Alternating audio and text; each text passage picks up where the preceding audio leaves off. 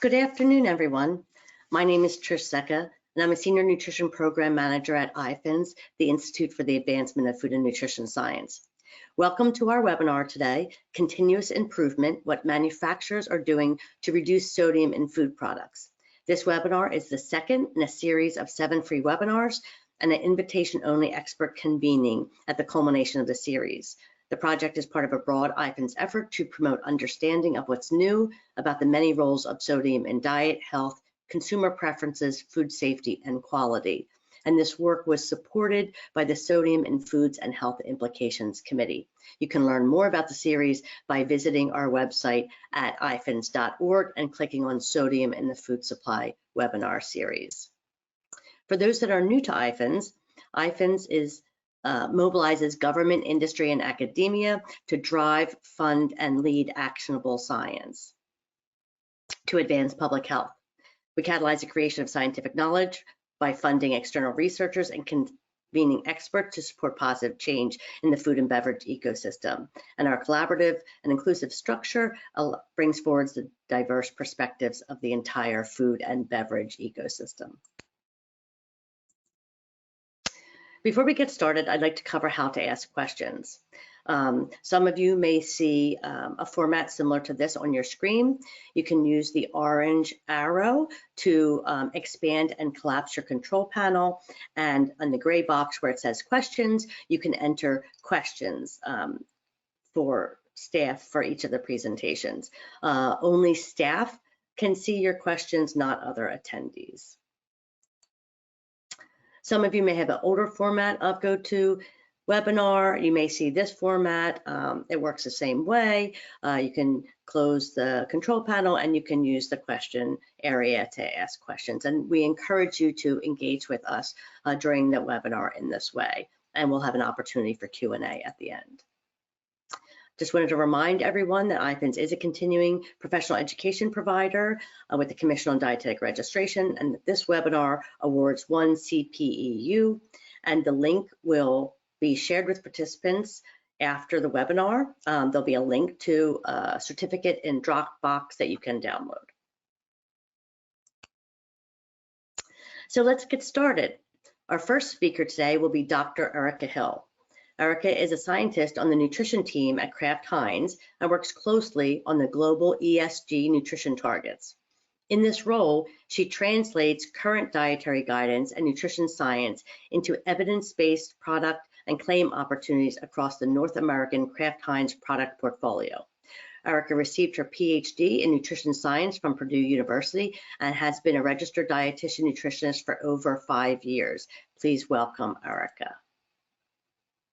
All right, well, thank you, Trish. Just want to confirm, can you see and hear me okay? Yes. Okay, great. Well, yes, so thanks, Trish, for the introduction there, and thank you to everyone who's tuned in today for the sodium reduction in the food industry talk. So like Trish mentioned, I'm Erica Hill. I'm a scientist on the nutrition team at Kraft Heinz, and I'm excited to kick off our discussion today. To go over some disclosures briefly, Kraft Heinz is my employer, and we are members of the IFBA Sodium Committee. All right, so to move into what we'll be covering today, I'll first discuss the various trends in consumer packaged goods or CPG company nutrition commitments, and then discuss how these nutrition goals are developed, what type of considerations are made, and what approaches are typically used. And then I'll wrap up with sharing some insights into Kraft Heinz's global ESG nutrition targets. Okay, so to start out with, I wanted to first introduce this topic and explain why it's important, not only from a public health perspective, but from an industry perspective as well. Excess sodium intake is associated with adverse effects on health, like increasing the risk for hypertension, cardiovascular disease, stroke, and certain types of cancers. Unfortunately, the American Heart Association reports that 9 out of 10 Americans, so a good majority of Americans, consume too much sodium on a daily basis. The dietary guidelines for Americans recommends consuming no more than 2,300 milligrams per day. However, average consumption is closer to 3,400 milligrams per day. So highlighting a very clear opportunity here for improvement. Much of this intake can be attributed to Americans' lifestyle behaviors like eating out or eating on the go, and the consumption of more of a Western style dietary pattern as well. So with that being said, high sodium intake can definitely be considered a public health issue. But when we think about public health, this is a really broad term, right? There are many pieces to this public health puzzle, if you will, meaning that there are a lot of different dietary strategies to improving health, like eating more fruits and vegetables and being mindful of portion size and caloric intake, but also being mindful of sodium intake. So sodium reduction is certainly one of these many strategies for improving public health.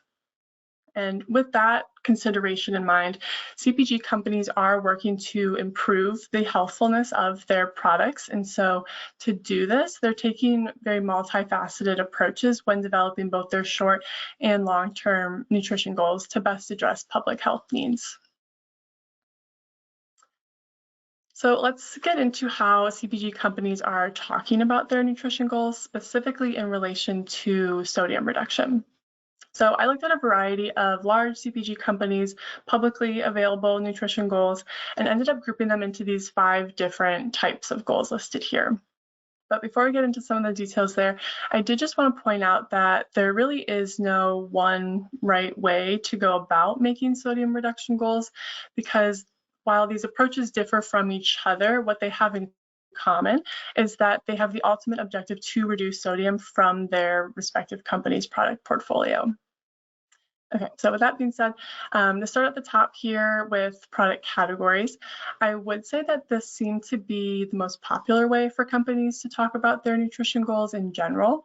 But with regards to sodium, an example of a goal a company might set would be to call out select product categories and then really focus their sodium reduction efforts to those specific categories that were called out. Other companies might take a more broader approach and make a goal to reduce sodium in all product categories, and that would be fine too. On a very similar note, companies can talk about their goals from a brand perspective rather than a product category perspective and choose to call out, say, XYZ brands and then focus their sodium reduction efforts on those specific brands. Or companies might say, we just want to reduce sodium across all of our brands and essentially all of our products. Another type of goal would be to focus on the specific number of products to reduce sodium in.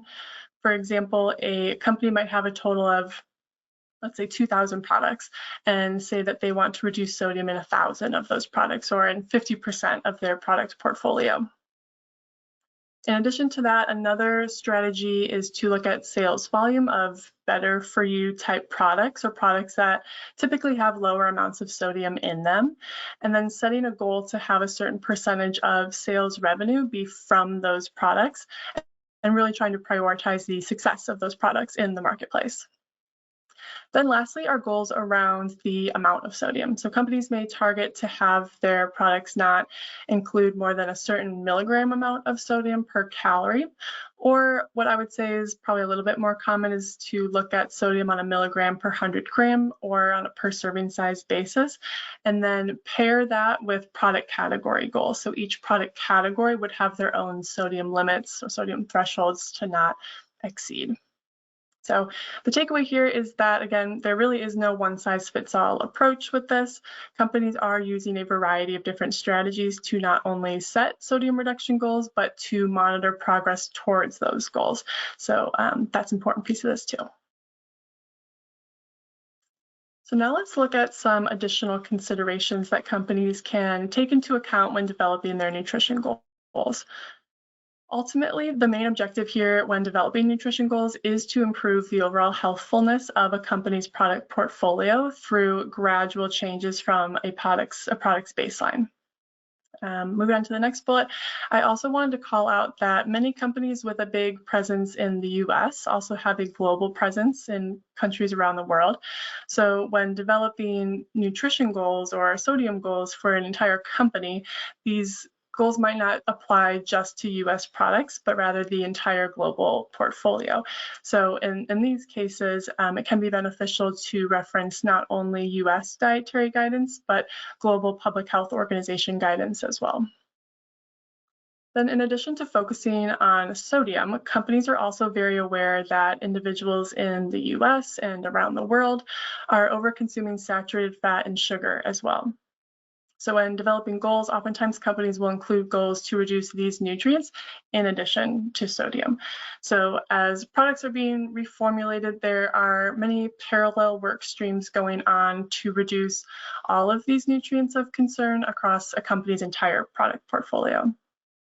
And then similarly, in line with that train of thought, there has been an increased push to not only focus on reducing the negative nutrients, but also to work to including more positive nutrition, whether that be including more nutrients like fiber, vitamins, and minerals, or adding in more food groups like fruits, vegetables, and whole grains.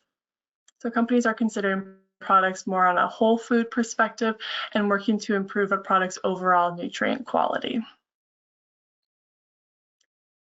So there are some additional external considerations that companies can take into account when developing their nutrition goals.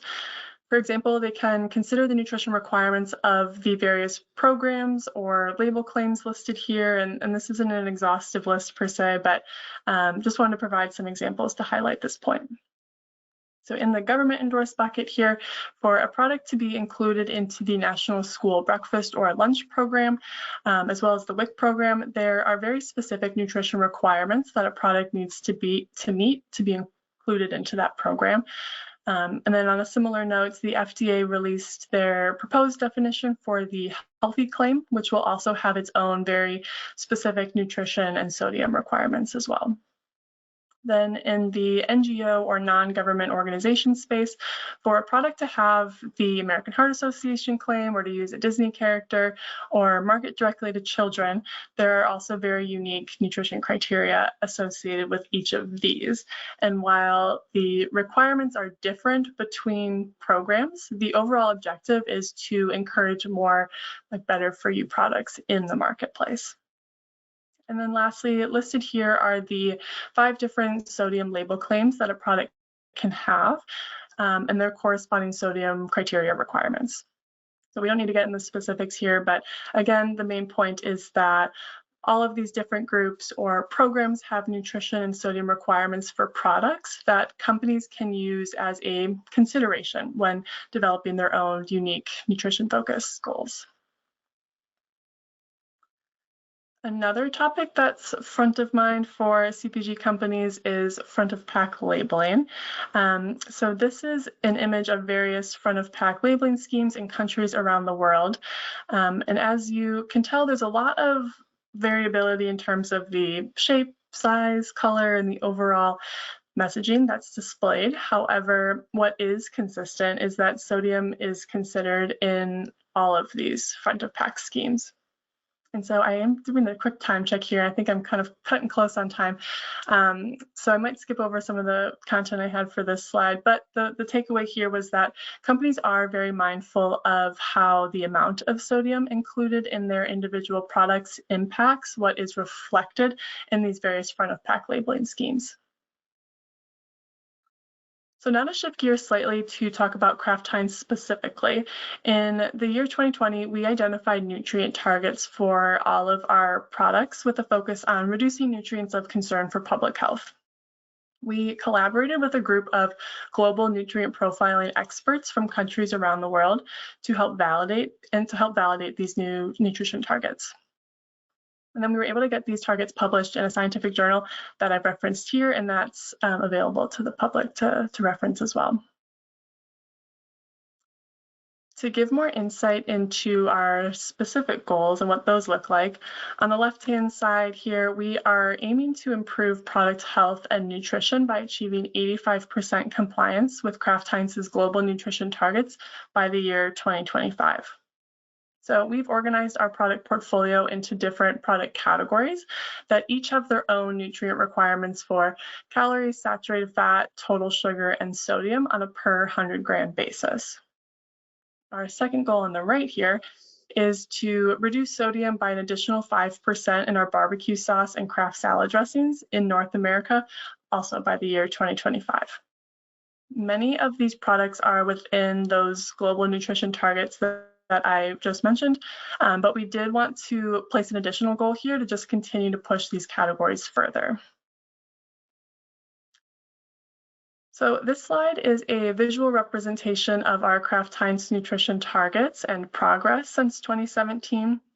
So in that year, we had set goals for 2023.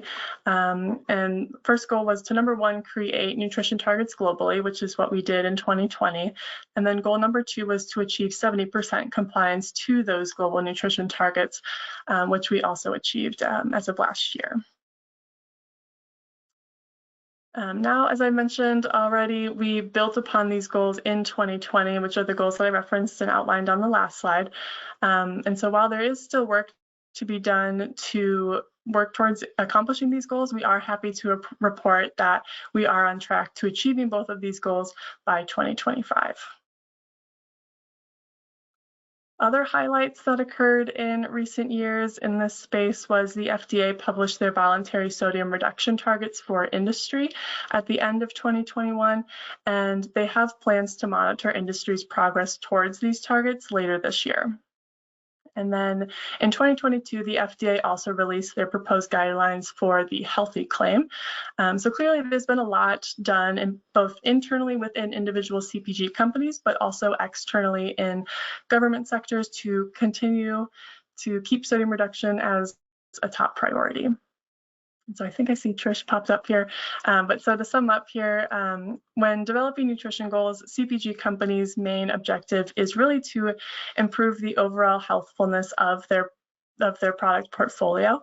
And they're utilizing a variety of approaches to do this, whether it be including more positive nutrition or reducing nutrients of concern like sodium. And so with that, I'll hand it back over to Trish.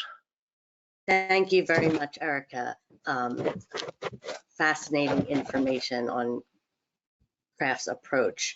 And sticking with this theme, we have another speaker from Kraft. Our next speaker is Allison Trio. She's a principal scientist at Kraft Heinz Company, where she has held product and ingredient technology development roles over the past 6 years. She's on the Breakthrough Innovation R&D team, where she's led development on long-term innovation products, where she saw the next generation ingredient science R&D team, and she leads Kraft Heinz sodium reduction technology platform. She's had the opportunity to work directly and influence a number of brands during her time with Kraft Heinz, including Kool-Aid, Country Time, Planters, Kraft Mac and Cheese, and Kraft Singles. Allison received her BS degree in agriculture and biological engineering with a minor in food science from the University of Illinois at Urbana-Champaign. Please welcome Allison. Awesome. Thank you so much, Trish, for that introduction. Very happy to be here today and to be part of the sodium reduction webinar series. And thank you to everybody for joining us. It's great to have such a large audience interested in what manufacturers are doing to reduce sodium in food products. As Trish introduced, my name is Allison Trio, and I'm a principal scientist at the Kraft Heinz Company. As a member of the next generation ingredient science team, I lead the sodium reduction technology platform for Kraft Heinz in North America. Sodium reduction and nutrition improvement in food products are passion areas for me, which I hope is evident throughout the presentation today. So I'm excited to be here to discuss sodium reduction in industry, as well as Kraft Heinz progress.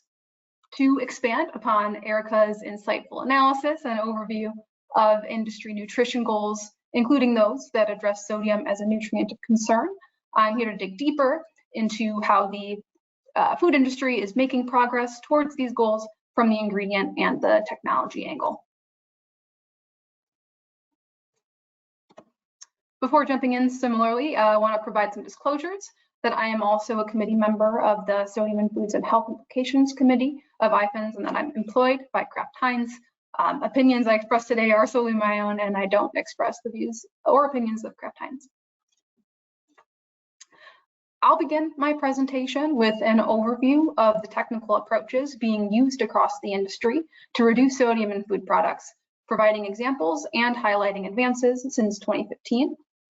I'll then pivot to a focus on Kraft Heinz, outlining the steps of the sodium reduction commercialization process, as well as discussing some case study examples, including Lunchables, as well as an elimination program that Kraft Heinz has piloted recently.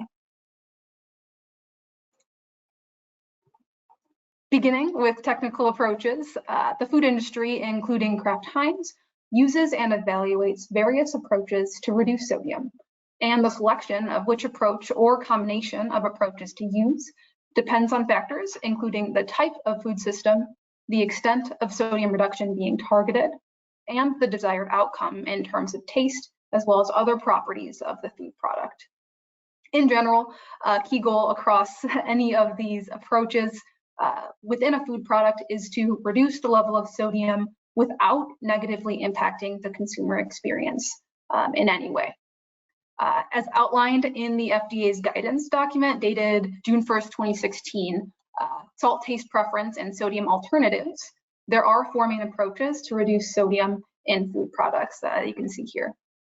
First, elimination, where sodium is simply reduced at levels that either reduce saltiness or are small enough to be unperceived, perhaps 5 to 10% sodium reduction, depending on the food product.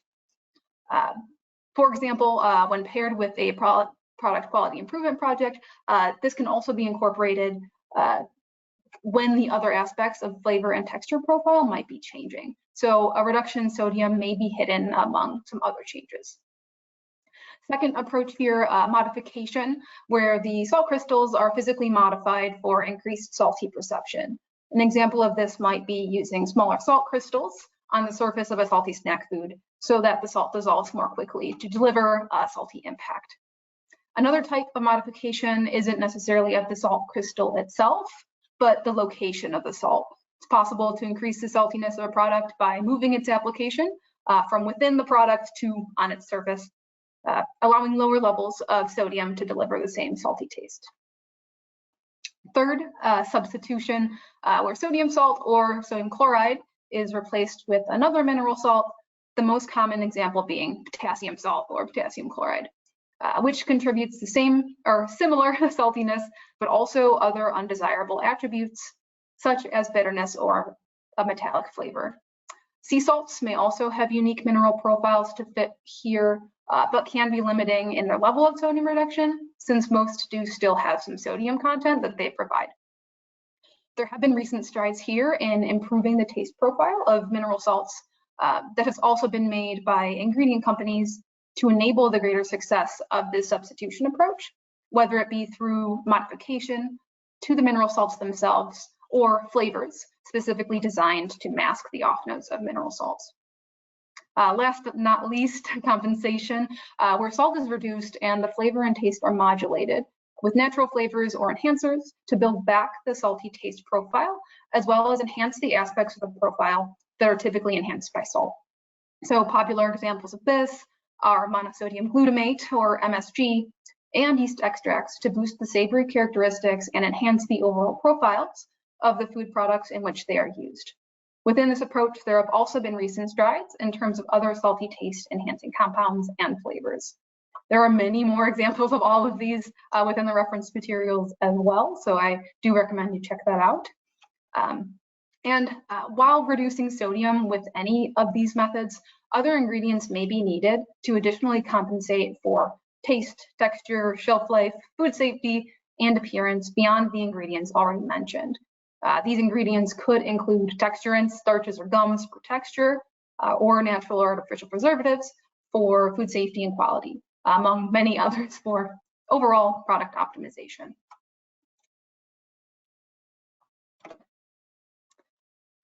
So while options do exist within each of these sodium reduction approaches, continued innovative development within and across these approaches is critical to creating sodium reduction solutions that are viable to the industry.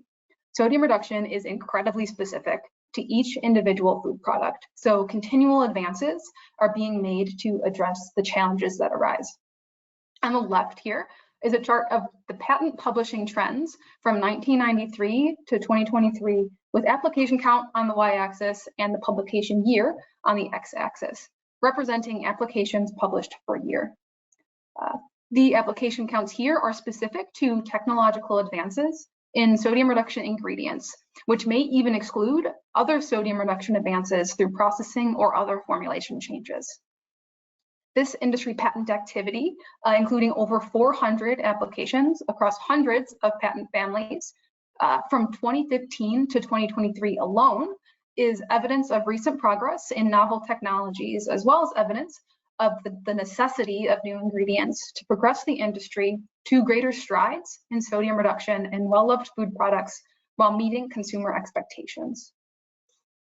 Focusing in on applications post-2015 on the right, we find innovation within both ingredient companies, such as Givaudan, DSM-Firmenich, and NewTek Natural Ingredients, as well as consumer packaged good companies, such as Kraft Heinz, General Mills, Campbell's, and Nestle, among the others you see on this slide. These companies were not specifically sought out within the patent space here, but were each found to be within the top 15 companies in this space and to have one or more patents applications related to sodium reduction ingredients. Without getting into too much detail, these patents span from salty enhancing flavors to sodium reduction within specific product types. Friday's webinar on emerging science and technologies will additionally provide greater insights into this space as well. The activity of both ingredient and CPG companies is also evidence that a multi-pronged approach is necessary within and across the food industry to make progress in sodium reduction. Now shifting to a focus on Kraft Heinz, I first want to highlight the great breadth of food and beverage product types that the company produces. As the third largest food and beverage company in North America and the fifth largest in the world, Kraft Heinz has an unparalleled portfolio of powerful and iconic brands, including those you see here among many others. This portfolio is very complex, including products from sauces and condiments, to meat and cheese, to shelf-stable, refrigerated, and frozen meals, sides and kits, to refreshment beverages, coffee, and desserts.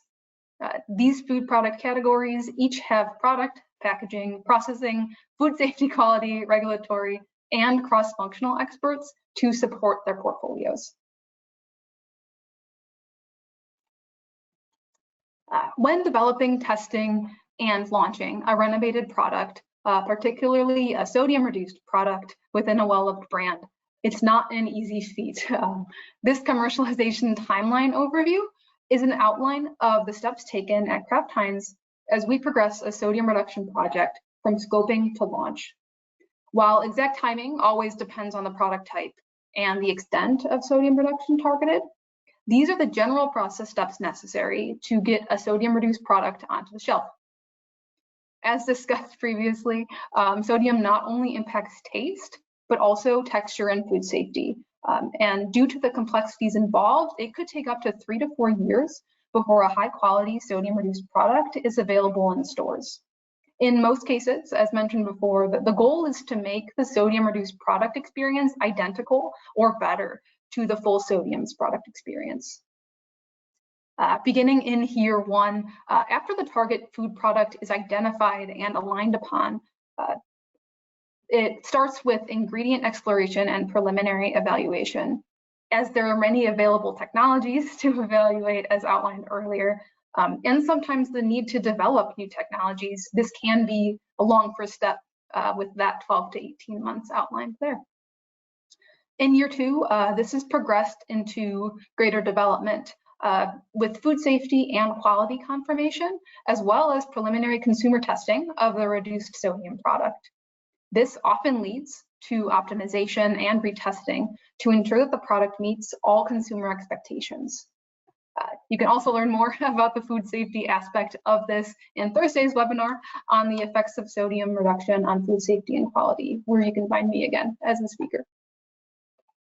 Progressing into year 3, this evolves into full-scale equipment testing and product shelf life evaluation, where teams of experts validate the quality of a food product over its targeted and designed shelf life, whether it be ambient, refrigerated, or frozen.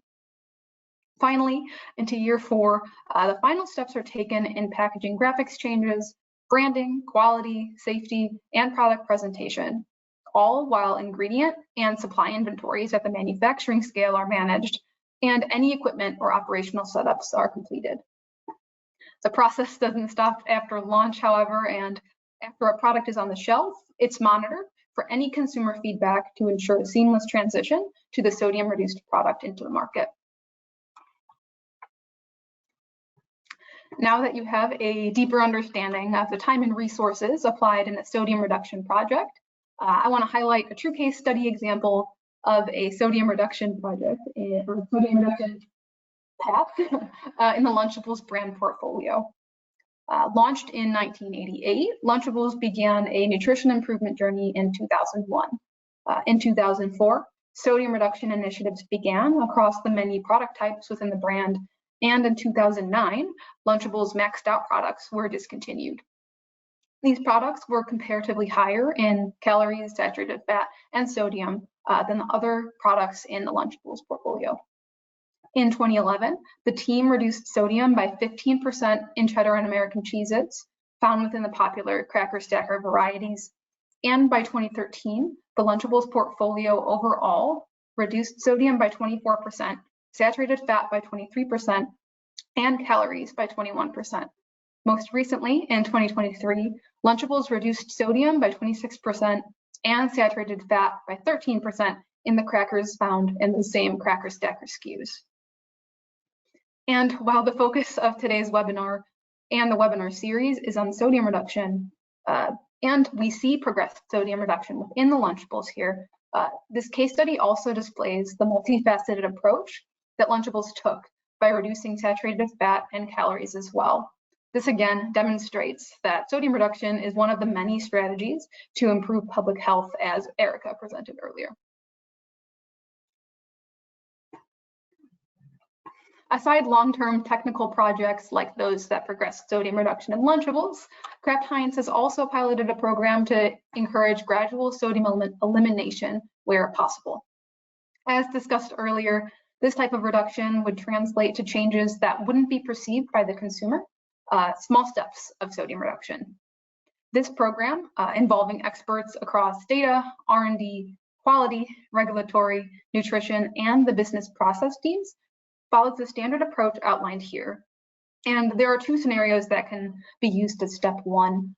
First being the identification of products in which salt can be reduced with no expected change to the nutrition facts panel, meaning that the change falls within the rounded sodium level range of the per serving sodium and doesn't require a graphics update. The second scenario here being the incorporation of small levels of elimination within ongoing reformulation considerations, where sodium may be one of many changes and the graphics may already be changing. After either of these scenarios, that opportunity is then assessed by the team for technical complexity and impact related to the volume of salt removal in the food supply. Then, if possible, after the assessment executed with all its technical specification, labeling, and manufacturing requirements, like those discussed in the later stages of the commercialization timeline overview. When working with these large global brands, these types of small reductions in sodium have the potential to make really large consumer impacts, especially over time.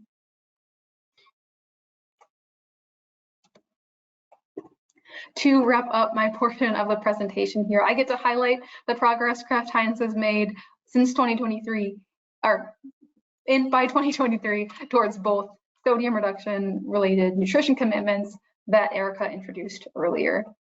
First, to improve product health and nutrition by achieving 85% compliance within Kraft Heinz global nutrition targets by 2025. Happy to share that as reported in Kraft Heinz's corporate social responsibility ESG report, compliance with Kraft Heinz nutrition targets increased from 67.7% in 2001 to 71.8% in 2021 to 71.8% in 2022. We're pleased with our progress on this goal and have developed roadmaps that are embedded into our business strategy to ensure that we reach our goal of 85% compliance by 2025. Second, to reduce sodium by an additional 5% in our barbecue sauce and Kraft salad dressings in North America by 2025. In the ESG report, Kraft Heinz did report 0% in external measurable progress for this goal.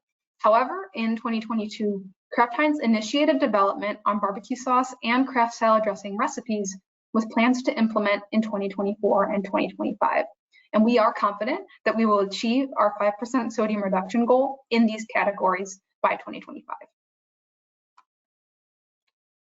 With that, I want to thank all of you once again for joining the webinar today. I hope it's been insightful and that we've demonstrated industry progress in sodium reduction, both outside and inside Kraft Heinz, through sharing goals, techniques, advances, case studies, and status towards commitments. And now I'll pass it back over to Trish to introduce final presenter today. Thank you so much, Allison. And as you mentioned, Allison did have 2 call outs for to address some of the questions related to food safety, as well as emerging technologies in other webinars. So we hope that you'll tune in. So our last speaker today is Amy Lowe from General Mills. Amy is a Regulatory Nutrition Affairs Manager in the General Mills Bell Institute of Health and Nutrition. She is part of a group of dedicated nutrition and food scientists, dietitians, and public health nutritionists. The Bell Institute integrates nutrition science, regulatory and policy expertise, and communications to deliver strategic innovation in health and nutrition for General Mills businesses globally.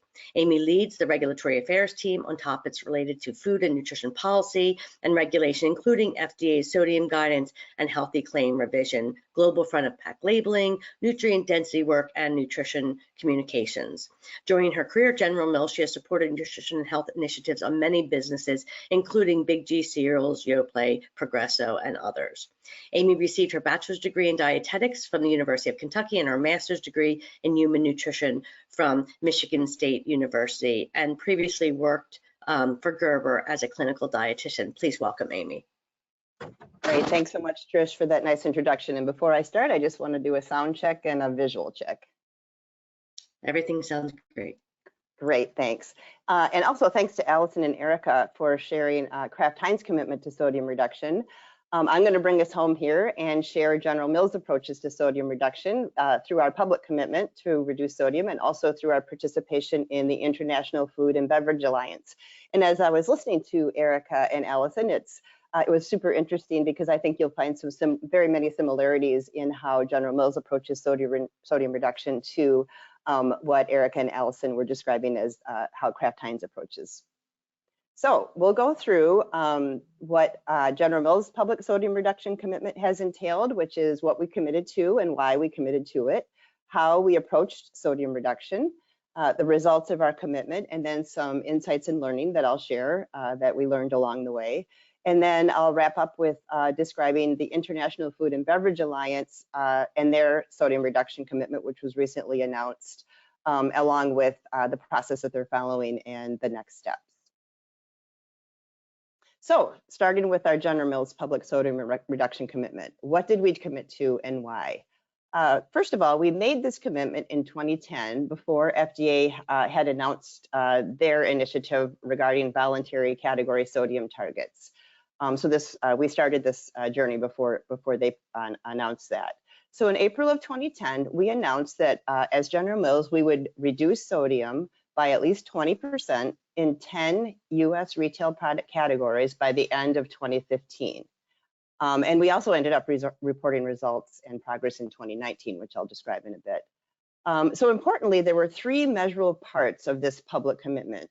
There was a specific reduction that was 20% that we strive to achieve in specific categories of food. So we'll talk about that in a minute, but there was 10 categories that we worked on, and there was a concrete timeline. So we said we would announce our progress in 2015, and you'll see that that is what we did. We chose the 20% goal because that was a significant reduction that we thought was challenging and also aggressive. We wanted to make a real impact. And the reason we did this was there was a big, broad public health interest in sodium reduction. So that's a little bit of the background to our approach and what we did. So a few more details here. What 10 categories did we include? So the pictures listed here are just representations of the categories. It's not the specific product, so it was entire categories. So we worked on our entire US portfolio of cereals. So Cheerios, Honey Nut Cheerios, Lucky Charms, the Chex brands, Cinnamon Toast Crunch, all the favorites were included. All of our Progresso soups were included. We included our variety baking mixes, which is largely Bisquick and pancake mix. We included canned vegetables like our Green Giant canned vegetables, frozen pizza, so our Totino's brand of frozen pizza, Mexican dinners, and this included our Old El Paso branded dinner kits, tortillas, taco shells, seasoning packets, beans, etc. So all of the OEP branded products, as well as dry dinners, which was our hamburger helper line, side dishes, which was a suddenly salad pasta line, as well as our casserole and mashed potatoes. So for example, scallop potatoes or our gratin potatoes. Our famous refrigerated dough, so Pillsbury refrigerated dough like biscuits, grand biscuits, crescent rolls, etc. So all of the dough that is in a can was included. And then finally, the 10th category that was included was our savory snack line, which included Chex Mix, our Bugles, and our Gardettos. So certainly a broad spectrum of our key products in our entire U.S. retail portfolio.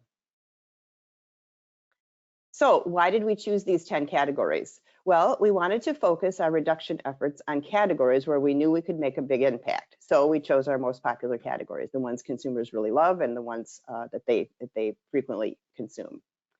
Some categories didn't make sense to focus on because either those categories don't contain sodium or the sodium that is included is inherent. So for example, we didn't include yogurt in the initiative because yogurt only contains sodium that's inherent to dairy, and then flour just doesn't contain any sodium at all, so it just didn't make sense to focus in those places where it would really be impossible to remove the sodium. We also used weighted averages based on volume and sodium per serving.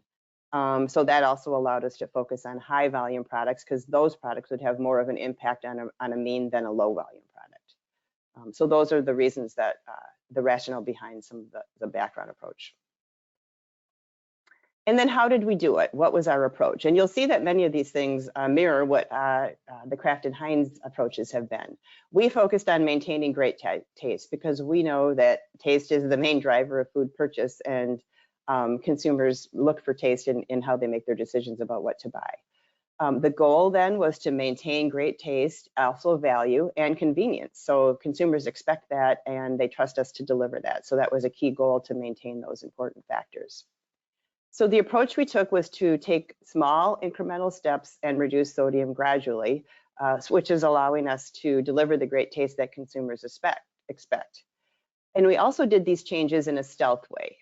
Aside from updating the nutrition fact panel with new sodium information, we did not advertise the changes or make claims about the changes on product packages. For one thing, sodium reduction claims can be complicated to meet and maintain, and we'll talk about that in a little bit. But they're also not generally a driver of consumer purchase. And many consumers, unfortunately, associate a lower sodium statement or claim with something that doesn't taste as good as another product. So those were some of the rationale for how we approached the labeling. So how did we do? So as a reminder, we made the announcement in 2010, and we said we would announce our results in 2015, and we did. We, in our global responsibility report, as well as in some media, we announced our progress. And in 2015, we were really pleased to report that we met that 20% reduction goal in 7 of the 10 categories that we started with. So savory snacks, frozen pizza, canned vegetables, variety baking mixes, dinner mixes, refrigerated dough, and side dishes all met or exceeded that 20% reduction goal that we had set out in 2010. And interestingly, we decided in 2015 that those 3 categories that didn't quite make it, we were really interested in getting those over the finish line. So we kept going. And we made another announcement in 2019 publicly that we did indeed achieve the 20% reduction in the remaining 3 categories. So Mexican dinners, ready-to-eat cereal, and ready-to-eat soup all made it over the finish line and achieved at least a 20% reduction from the baseline. And interestingly, while we were doing that, we also maintained the reduction of the original 7 products that had made it over. So we felt like this was a really significant reduction in these categories, and we were really proud of this achievement that we had made. So a few more details on these commitment results. In 2015, when we met or exceeded the goal in 7 of 10 categories, that included more than 350 products which was more than a third of our US retail sales volume. So a significant number of our products were impacted and were having to be worked on. Product developers reduce sodium in a variety of ways. This is obviously a big summary, and more details coming on Thursday to how developers often approach sodium reduction. But we looked at additional spices to ensure that flavor remains vibrant. We simply reduce the sodium in some products, and then also sometimes we change the location of where the sodium was at on a food surface. So those were just some of the high-level approaches we used to reduce sodium. And again, these changes allowed us to maintain the great taste that consumers expect while the sodium was being reduced. And finally, in 2019, in addition to getting those other three categories over the finish line, there were categories that weren't part of this public commitment that we did in fact reduce sodium on, but we just didn't report the results because they weren't part of the commitment. And those included our frozen bakery products, such as our toaster strudel line, dessert mixes, grain snacks like granola bars, and then frozen appetizers such as our pizza rolls. So again, we felt really proud of the work we had done and the fact that we got all 10 of those important product categories over the finish line. So what did we learn from this initiative over the course of the time that we were working on it? For one thing, as Allison indicated, sodium reduction is not a one-size-fits-all approach or solution. There is no single one technological solution that works across all products or even within a category. And some of the reasons is that sodium plays multiple roles in products. Aside from taste, there's also flavor enhancement of other flavors. It helps with texture. It's important to shelf life and food safety. So you're working with all of these factors as you're trying to reduce sodium. You want to maintain these other things. Also, there's many sources of sodium in food. There is salt, of course, and then baking soda and powder coming in with leaveners. There's different flavors, spices, and seasonings that contain sodium. And of course, some sodium is naturally occurring.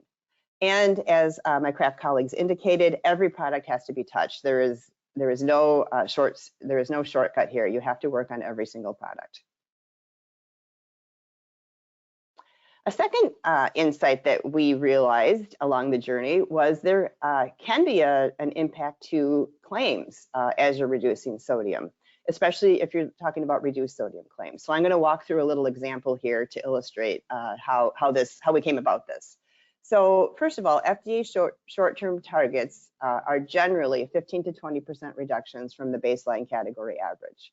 Then if you overlay claim definitions, a reduced sodium claim must be at least a 25% reduction per reference amount, and a light sodium claim requires at least a 50% reduction to make the claim. And we found that reducing sodium in the regular product will impact the partner product that carries a reduced or light sodium claim. So I'm going to walk you through this hypothetical chicken soup example here. And it's a hypothetical product, but based on real numbers. So the product on the left, the chicken soup on the left, contains 680 milligrams of sodium per cup, which is the serving size for soup. And the product on the right, which is the reduced sodium product, contains 470 milligrams of sodium per cup, which is a 30% reduction compared to that regular product on the left. So if the regular product reduces from 680 milligrams of sodium to the FDA target for the category, which is 580, so 100 milligram reduction, that means that the reduced sodium product is only 19% less sodium. So it no longer meets the requirements for the claim because it has to be at least 25% reduced.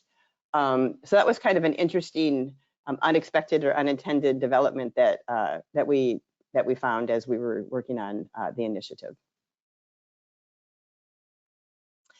And then finally, another insight that we also realized is that the marketplace is truly dynamic and constantly changing, and that can truly impact the results of sales-weighted means. So in many categories, the marketplace is completely different from what it was a few years ago and still evolving. I mean, the marketplace will continue to evolve. For example, there's been an explosion of options in plant-based dairy and plant-based meat categories. The snack and bars category is constantly evolving with many new products coming into play.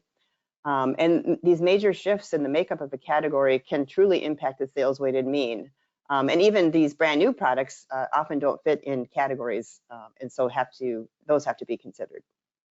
Also, shifts in consumer tastes and sales will impact sales weighted means, even when product sodium levels remain constant. So within a category, if consumers move from a lower sodium product to a higher sodium product, even if those products have no change in sodium value, that can impact a sales weighted mean.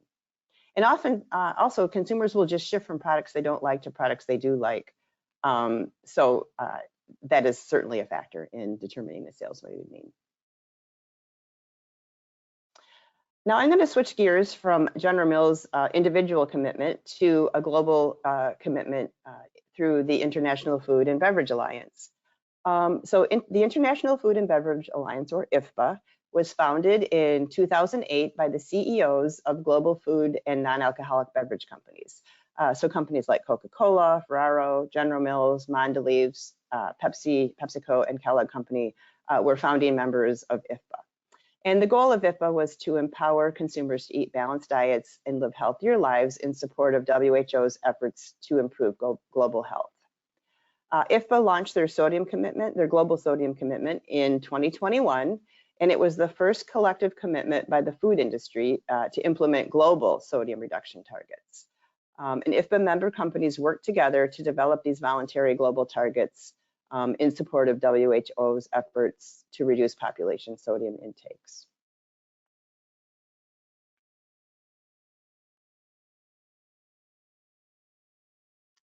Where is IFBA in terms of this commitment? They again introduced this in 2021, and member companies committed to reduce to sodium reduction targets in 14 categories and 40 subcategories. So the main categories included baked goods, biscuits, breakfast cereals, condiments and dressings, meat alternatives, pasta and noodles, pizza, ready-made meals, rice, sauces, snacks, including snack bars, and then soups and stocks. So a broad range of products across the marketplace. This is going to be a two-stage approach with targets in 2025 and then again in 2030. So the status is that the first progress report against the targets will be in 2025. So we're in between when our first announcement will be on that. And this impact of this commitment and the global target is threefold. It is the first ever collective commitment by the food industry to work on global targets for sodium reduction.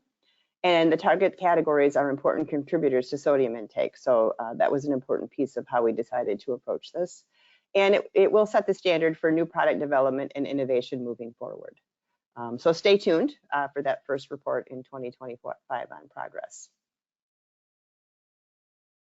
So before we get to the Q&A, just in summary quickly, General Mills has made significant progress in our sodium reduction journey in key categories that are important to consumers. And some of the insights we learned along the way include that maintaining taste is the key to success. There is not a one-size-fits-all solution in terms of approaching sodium reduction. Sodium reductions can impact existing claims, so it's a consideration as you're approaching a category. And the marketplace is truly dynamic and evolving, which can impact sales weighted means and is a consideration as we're looking at measurement. So thank you very much for listening. I appreciate all the participation, and I think we'll turn it back over to Trish for some Q&A. All right, great. Thank you so much, Amy. I'll invite the rest of our presenters to join us for the Q&A, and I think that we'll have just about enough time for one question per presenter. So we'll start with Erica. A question has come in asking about how often, or if you publish your results of your commitments, and how often are they reviewed or changed? Yeah, so our nutrition commitments and our ESG commitments in general are reviewed each year, and we are monitoring our progress towards those goals, and then we publish those findings in our corporate social responsibility ESG reports each year. So that is available to the public so that they can kind of keep us accountable, and we can be as transparent as we can towards the progress of those goals. Okay, great, thank you.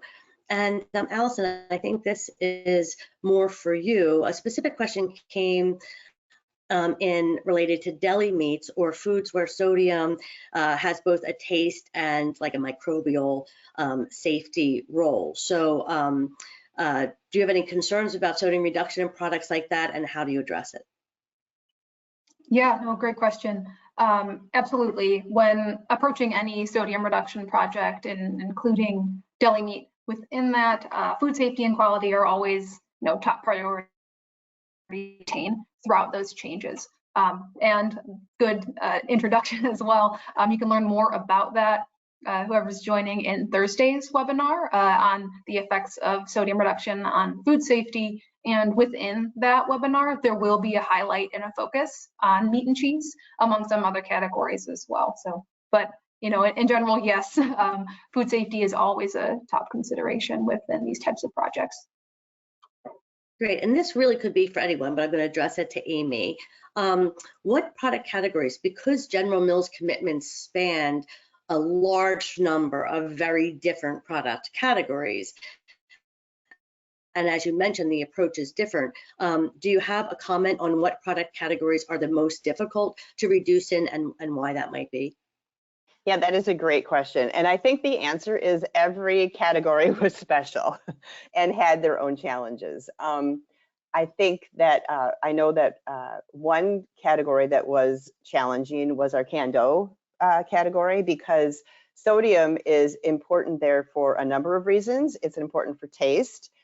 It's important for the shelf life of the canned dough, and it's also important as a leavener. So biscuits are leavened with baking soda and baking powder, which includes significant levels of sodium. So there were many things to be balancing in those reductions. I would also say that cereal was tricky, because cereal is a relatively plain food, and sodium also works in many different ways in cereal. It can be with browning, with oat flavor. It helps to enhance sweetness. So in cereal, we're balancing sugar levels with sodium reduction. So it can be really tricky there as well, especially in plain cereals, because there's just not that many flavor things going on in plain cereal. So I think those were just a couple, but every category had challenges, I would say.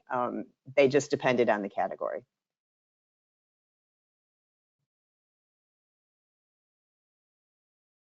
Sorry, I was muted. Thank you. And one last question.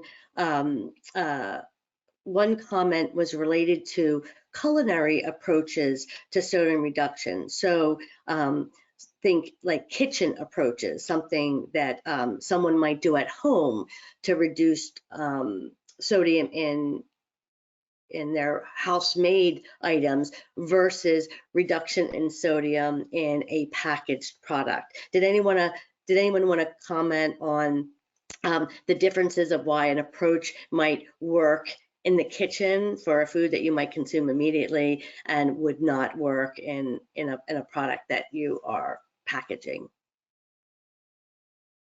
I can try to take this one, I guess. But I think when consumers have more control over how they're preparing the products that they're going to be eating, they kind of know what they like and don't like, and they can kind of make their own modifications.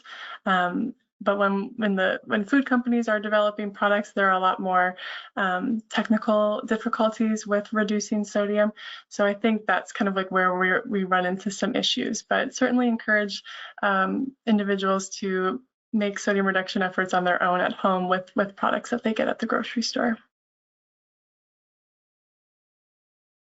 Yeah, I would just echo Erica's response. I think, when you're making a product or making something for yourself at home, you're making it for yourself or your family. So a small number of consumers, where, as a food company, we're having to appeal to a large number of consumers with varying tastes and expectations. So I think that probably is one of the biggest challenges. I mean, at the end of the day, we're both making food, whether we're making it at home or whether we're making it in a larger sort of facility. But I think it's that who you're serving it to changes dramatically from just yourself or a small number of people to a larger population that you're trying to make happy.